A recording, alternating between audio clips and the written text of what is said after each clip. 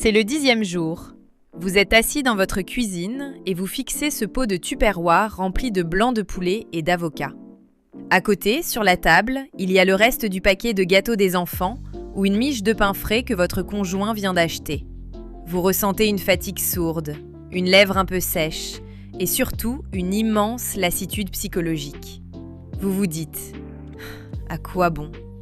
Je passe mes journées à refuser les invitations au restaurant. Je cuisine 3 fois plus qu'avant, je dépense une fortune en bonne viande et tout ça pourquoi ? Pour avoir l'impression de vivre en marge de la société et d'avoir envie de pleurer devant une assiette de frites. » Quelques minutes plus tard, la miche de pain est entamée. Vous mangez cette première tranche avec un mélange de culpabilité intense et de plaisir primitif. Et là, la petite voix dans votre tête termine le travail. Bon, de toute façon, c'est foutu. Tu as craqué. Tu as ruiné ta cétose. Autant en profiter ce week-end et on verra plus tard. Le céto, c'est trop dur. Ce n'est pas fait pour les gens normaux. Ce scénario ne sort pas de nulle part. C'est l'histoire exacte de millions de personnes qui commencent le régime cétogène avec une motivation de fer le 1er janvier ou un lundi matin et qui abandonnent avant d'avoir soufflé leur 3e bougie de cétose. Les statistiques sont impitoyables. Le taux d'abandon du céto dans les 3 premières semaines est l'un des plus élevés de tous les modèles alimentaires. Pourquoi ? Est-ce parce que le corps humain est programmé pour manger du sucre ? Est-ce par manque de volonté ?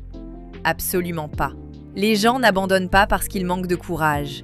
Ils abandonnent parce qu'ils se battent contre les mauvais ennemis avec les mauvaises informations.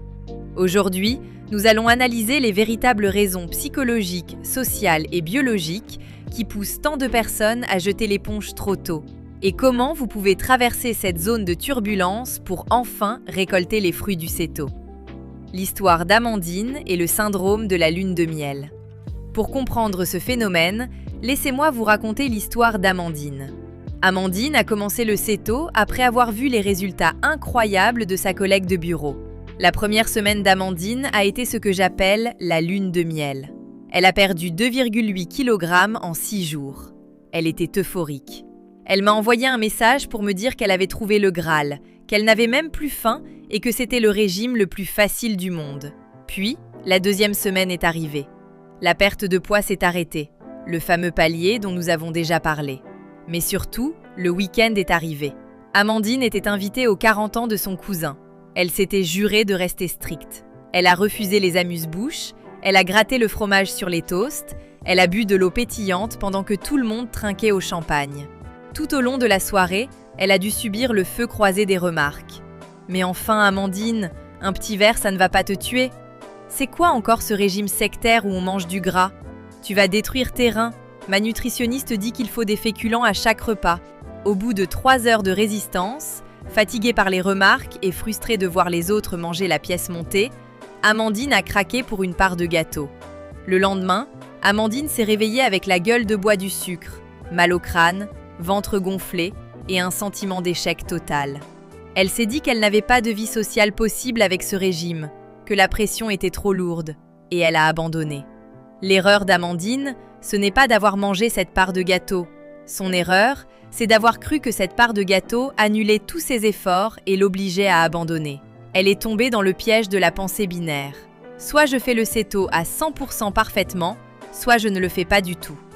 Le piège numéro 1. Le baroud d'honneur du cerveau. La première raison scientifique pour laquelle les gens abandonnent entre le 7e et le 14e jour est un phénomène psychologique et biologique fascinant qu'on appelle en anglais l'extinction burst ou le baroud d'honneur. Imaginez que votre cerveau est un enfant gâté qui, depuis 30 ans, obtient un bonbon chaque fois qu'il pleure. Ce bonbon, c'est le glucose. Chaque fois que vous êtes stressé, fatigué ou triste, vous lui donnez du sucre, ce qui déclenche une décharge de dopamine, l'hormone de la récompense. Le cerveau adore ça. D'un coup, vous décidez de passer au céto. Vous lui coupez les vivres. Les 3 premiers jours, le cerveau puise dans ses réserves, le glycogène. Donc, il ne dit rien. Mais vers le 5e ou 6e jour, les réserves sont vides. Le cerveau se rend compte que le sucre ne vient plus. Comment va-t-il réagir ? Il ne va pas dire sagement « Oh, d'accord, je vais fabriquer des cétones ». Non, il va faire une colère monumentale. C'est le baroud d'honneur. Votre cerveau va multiplier par 10 l'intensité des signaux pour vous forcer à manger du sucre. Il va faire remonter des souvenirs ultra précis de l'odeur d'une boulangerie, il va vous faire croire que vous êtes en train de faire un malaise, il va vous rendre irritable, d'humeur massacrante avec votre entourage, et il va implanter cette idée fixe. J'ai besoin de sucre maintenant. La majorité des gens pensent que cette crise de manque est le signe que leur corps réclame du sucre par nécessité biologique vitale. Ils se disent « Mon corps m'envoie un message, je dois l'écouter ». C'est faux, c'est simplement l'enfant gâté qui tape du pied par terre parce qu'il veut son jouet. Si vous cédez à ce moment-là, vous calmez l'enfant, mais vous réinitialisez le compteur à 0. Si vous tenez bon pendant 48 à 72 heures supplémentaires, le cerveau comprend que la colère ne marche pas. Il se résigne, il active la production d'enzymes pour brûler les cétones et le manque disparaît d'un coup, laissant place à une énergie stable. La majorité des gens abandonnent à moins de 24 heures de la libération métabolique. Le piège numéro 2, la kétofication de l'alimentation moderne. Le deuxième piège qui pousse à l'abandon précoce est une erreur de stratégie majeure. Vouloir remplacer l'ancienne alimentation industrielle par une alimentation céto industrielle. Quand on commence le céto aujourd'hui, on va sur Internet et on découvre tout un monde de recettes de gâteaux céto, de pain céto à la farine d'amande, de barres énergétiques sans sucre, de pizza à la pâte de chou-fleur. On se dit « C'est génial, je vais pouvoir continuer à manger mes cookies, mes pancakes et mes burgers, mais en version céto ». C'est une illusion totale et c'est la voie royale vers l'abandon pour 2 raisons. 1. La frustration psychologique permanente. Si vous mangez un cookie céto à la farine d'amande et à l'érythritol, votre cerveau fait la comparaison immédiate avec le vrai cookie au sucre et au chocolat de votre enfance. Et devinez quoi? Le cookie céto perd le match à chaque fois. Il est moins moelleux, il a un arrière-goût de frais dû à l'édulcorant, il est moins satisfaisant. En faisant cela, vous entretenez la nostalgie et la frustration de ce que vous ne pouvez plus manger, au lieu de découvrir de nouvelles saveurs brutes et savoureuses. 2. Le sabotage intestinal et hormonal. Ces substituts industriels ou ces desserts maison à outrance sont extrêmement denses en calories et contiennent des édulcorants, comme le sucralose, le maltitol ou même le xylitol, qui perturbent le microbiote intestinal et provoquent des ballonnements massifs. De plus, le simple fait de ressentir le goût sucré sur la langue, même sans calories, peut déclencher chez certaines personnes une phase céphalique de sécrétion d'insuline. Votre corps croit que le sucre arrive, libère un peu d'insuline, ce qui fait baisser votre sucre sanguin et déclenche une fringale monstrueuse 1 heure plus tard. Kevin, un jeune homme que j'ai accompagné, avait acheté pour 150 € de produits keto sur Amazon. Des bars, des pâtes de konjac, des sirops sans sucre. Au bout de 2 semaines, il était fatigué, avait des douleurs à l'estomac et ses envies de vrai sucre étaient plus fortes qu'au premier jour. Il a abandonné en disant que le céto détruisait sa digestion.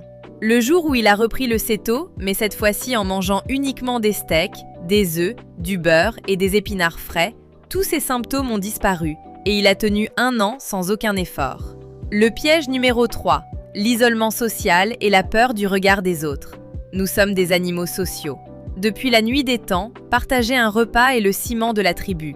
Refuser la nourriture qu'on nous offre est inconsciemment perçu comme un rejet ou une critique du mode de vie de l'autre.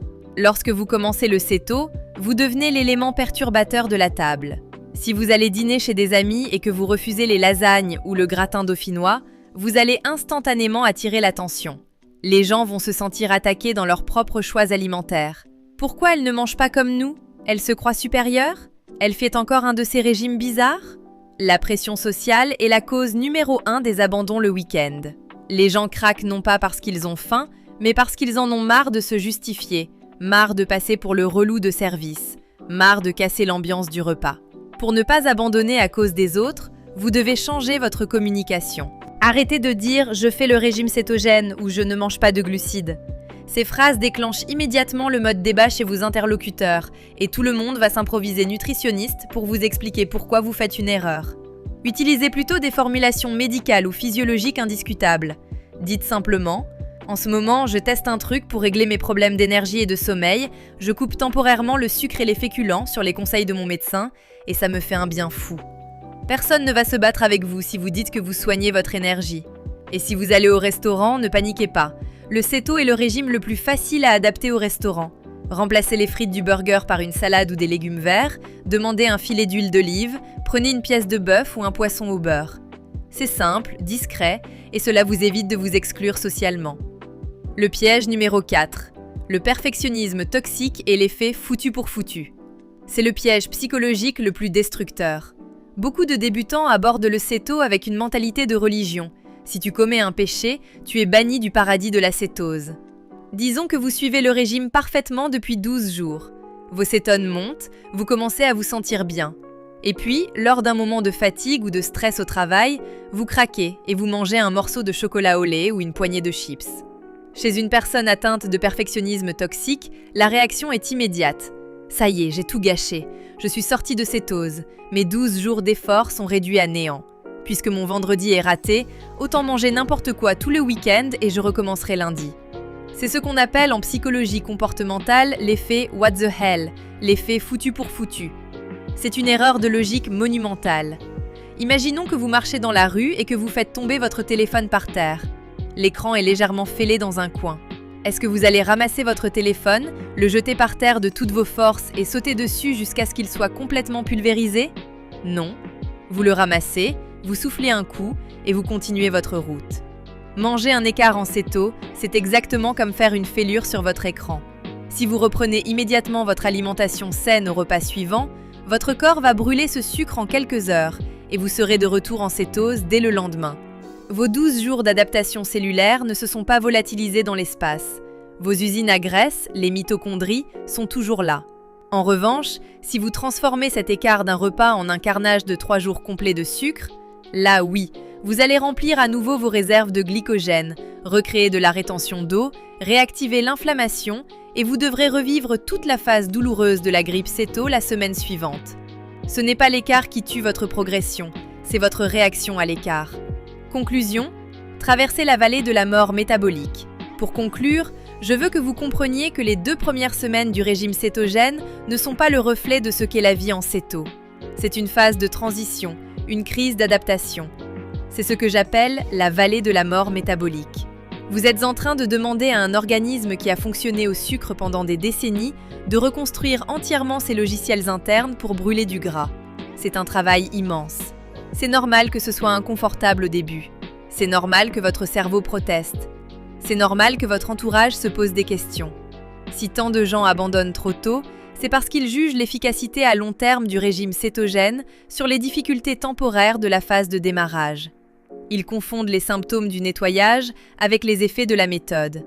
La prochaine fois que vous vous retrouverez face à ce mur de la frustration, de la fatigue ou de la pression sociale, ne voyez pas cela comme un signal d'arrêt. Voyez-le comme le panneau indicateur que vous approchez du but. C'est le baroud d'honneur de votre ancienne dépendance. Rangez la balance, ignorez les critiques, oubliez les substituts industriels compliqués, salez votre nourriture et accordez-vous de la flexibilité psychologique. Si vous tombez, relevez-vous au repas suivant, sans culpabilité.